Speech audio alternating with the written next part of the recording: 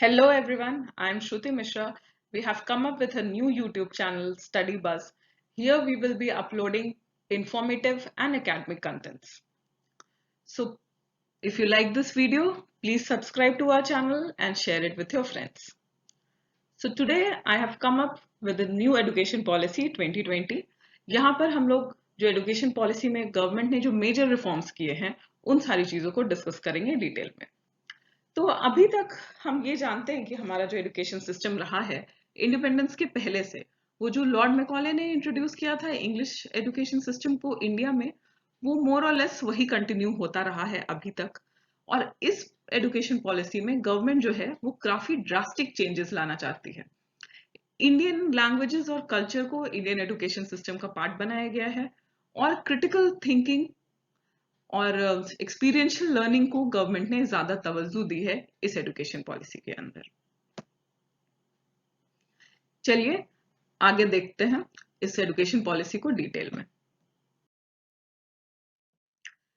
तो जो सबसे इंपॉर्टेंट रिफॉर्म गवर्नमेंट ने इस पॉलिसी के अंदर किया है वो ये है कि ministry of human resource development को बदलकर अब मिनिस्ट्री ऑफ एजुकेशन कर दिया जाएगा। तो यहाँ पे गवर्नमेंट का एजुकेशन के ऊपर बिल्कुल प्राइम फोकस है।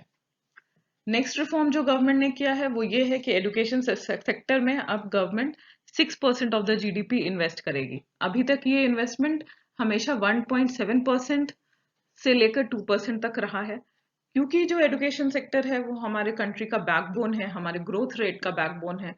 तो ये कदम गवर्नमेंट का काफी सराहनीय है। गवर्नमेंट इस एजुकेशन पॉलिसी में ये चाहती है कि जो मीडियम ऑफ इंस्ट्रक्शन है क्लास 5th तक के बच्चों के लिए और प्रेफरेबली क्लास 8 तक के बच्चों के लिए, वो उनके मदर टंग में या उनके रीजनल लैंग्वेज में ही हो, ताकि ये बच्चों को समझने में, ग्रास्प करने में आसान हो। और अभी तक जो हमारा एजुकेशन सिस्टम है जहां पर हम ये देखते आ रहे हैं कि करिकुलर और एक्स्ट्रा करिकुलर, वोकेशनल और एकेडमिक स्ट्रीम्स, इन सब चीज़ों में जो सेपरेशन है वो काफ़ी टाइट है, वो फ्लूइड नहीं है। अगर आपने कॉलेज में ह्यूमैनिटीज़ चूज कर ली तो आप साइंस के किसी सब्जेक्ट को नहीं पढ़ सकते। अगर आपने साइंस चूज कर लिया तो आप ह्यूमैनिटीज़ या कॉमर्स के किसी सब्जेक्ट को नहीं पढ़ सकते। इस सेपरेशन को गवर्नमेंट ने इस एजुकेशन पॉलिसी में काफ़ी फ्लूइड कर दिया है और गवर्नमेंट एक मल्टी डिसिप्लिनरी अप्रोच अपनाने की कोशिश कर रही है। जो नया सिस्टम होगा उस सिस्टम के अंदर जो बच्चे होंगे वो अगर साइंस भी चूज करते हैं तो वो उनको ह्यूमैनिटीज के कुछ सब्जेक्ट्स को पढ़ने का ऑप्शन दिया जाएगा। और जो एजुकेशन सिस्टम है उसमें curricular, extra curricular, vocational, academic हर तरह के स्ट्रीम को मिला जुला कर पढ़ाई कराई जाएगी। इसी रिगार्ड में गवर्नमेंट ने एक model multi disciplinary education and research university Meru, इसको हर डिस्ट्रिक्ट में बनाने का एक प्रपोजल दिया है, जहां पे गवर्नमेंट ये चाहती है कि हर डिस्ट्रिक्ट में एक रिसर्च यूनिवर्सिटी बनाई जाए जहां लोगों को एक्सेस टू एजुकेशन इजीली मिल सके।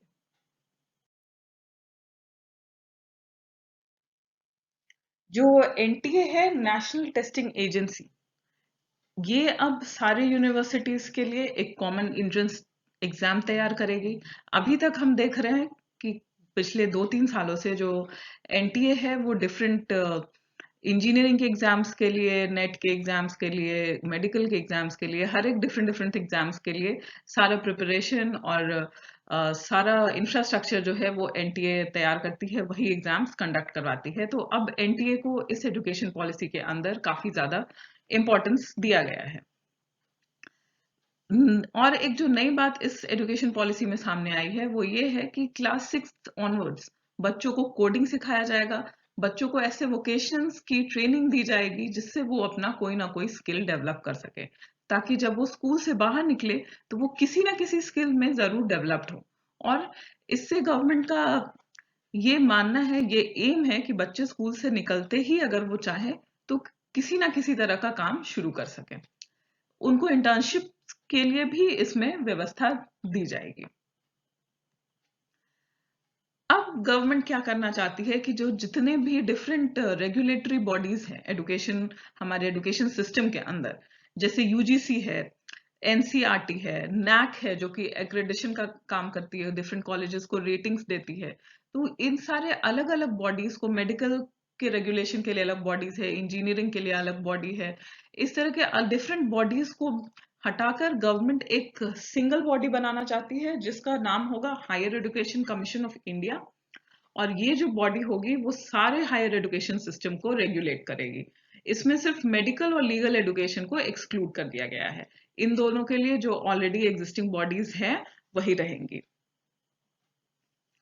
गवर्नमेंट जो है वो नए ई कोर्सेज तैयार करेगी, बट अब ये ई कोर्सेज रीजनल लैंग्वेजेस में होंगे। ई कोर्सेज अभी भी हैं, गवर्नमेंट ने बहुत सारे प्रोग्राम्स निकाले हैं जिनमें ई कोर्सेज प्रोवाइड किए जा रहे हैं स्टूडेंट्स को।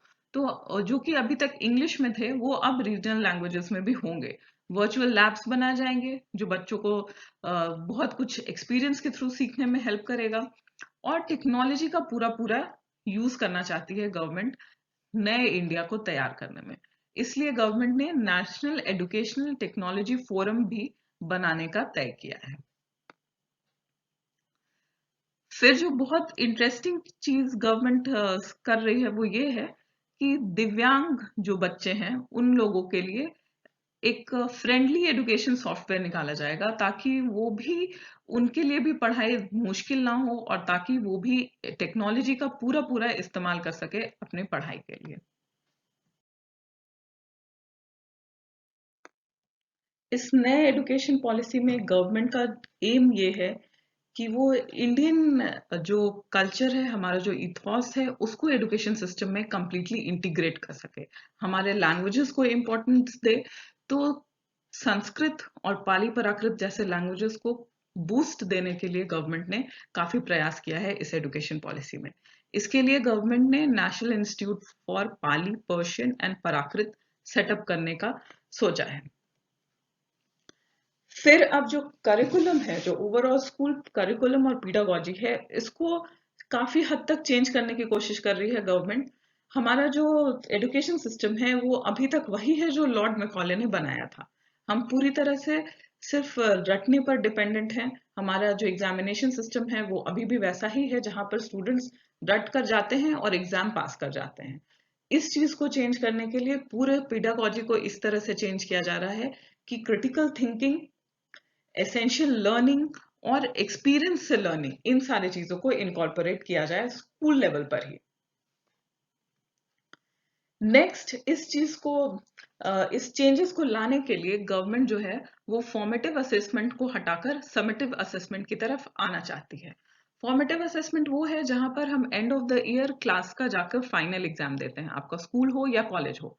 इस चीज को चेंज करके government all through out the year assessment करवाना चाहती है स्टूडेंट्स का, ताकि ये पता चल सके कि स्टूडेंट कोर्सेज से कितना सीख रहे हैं, कितना रट रहे हैं या कितना याद कर रहे हैं। ये अब हमारे एजुकेशन सिस्टम का फोकस नहीं होगा। इस असेसमेंट को तैयार करने के लिए, इसके पूरे सिस्टम को डेवलप करने के लिए गवर्नमेंट ने एक बॉडी सेटअप किया है जिसका नाम है परख। ये एक नेशनल असेसमेंट सेंटर होगा और इसका फुल फॉर्म है performance assessment review and analysis of knowledge for holistic development. ये जो सेंटर होगा यही असेसमेंट के पूरे सेटअप को तैयार करेगा।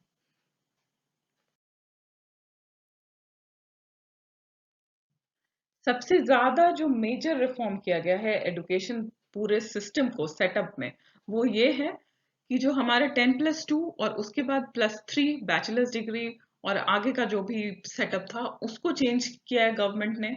अब जो आपका बैचलर्स प्रोग्राम है उसमें मल्टीपल एंट्री एग्जिट है। आप ज्वाइन कर सकते हो, बीच में छोड़ भी सकते हो, फिर ज्वाइन कर सकते हो। तो इसके लिए गवर्नमेंट ने ये डिसाइड किया है कि अगर आप एक ईयर कंप्लीट करते हो बैचलर्स डिग्री का तो आपको डिप्लोमा दिया जाएगा, सेकेंड ईयर पे दूसरा सर्टिफिकेट दिया जाएगा, थर्ड ईयर तक आप कंप्लीट कर लेते हो तो आपको बैचलर्स की डिग्री मिल जाएगी। लेकिन आप पोस्ट ग्रेजुएट प्रोग्राम में भी जाना चाहते हो तो आपको 4 सालों तक पूरा कोर्स कंप्लीट करना होगा और तब आप पोस्ट ग्रेजुएट प्रोग्राम में एडमिशन ले पाओगे। पोस्ट ग्रेजुएट प्रोग्राम के भी टाइम को कम कर दिया गया, ड्यूरेशन को कम करके 1 से 2 साल कर दिया गया है। इंटीग्रेटेड प्रोग्राम्स, बैचलर्स और मास्टर्स डिग्री का इंटीग्रेटेड प्रोग्राम्स पे गवर्नमेंट ज्यादा फोकस करना चाहती है। और मल्टीपल एंट्री एग्जिट के लिए गवर्नमेंट ने एकेडमिक बैंक ऑफ क्रेडिट्स, ये एक स्कीम तैयार किया गया है जहां पर आप किसी प्रोग्राम में अगर एनरोल करते हो तो आप जितना क्रेडिट कमाते हो उसको एक जगह स्टोर किया जाएगा, और अगर आप बीच में कोर्स को छोड़ देते हो तो वो आपका क्रेडिट स्कोर जो है वो स्टोर्ड रहेगा, और आप फिर जब ज्वाइन करना चाहते हैं तो आप फिर वहीं से शुरुआत कर पाएंगे। एमफिल को कंप्लीटली डिसकंटिन्यू कर दिया है गवर्नमेंट ने, और अब पीजी के बाद जो स्टूडेंट्स हैं वो डायरेक्टली पीएचडी प्रोग्राम्स में एनरोल कर पाएंगे। एडुकेशन को इंटरनेशनलाइज करने की कोशिश कर रही है गवर्नमेंट। फॉरेन यूनिवर्सिटीज को इंडिया में कैंपसेस खोलने के लिए ऑफर दिया जाएगा। स्टूडेंट और टीचर्स का एक्सचेंज प्रोग्राम चलाया जाएगा। मैं आशा करती हूँ आपको हमारा वीडियो पसंद आया होगा। आप हमारे चैनल स्टडी बज़ को सब्सक्राइब करें और इस वीडियो को लाइक और शेयर करें। Thank you.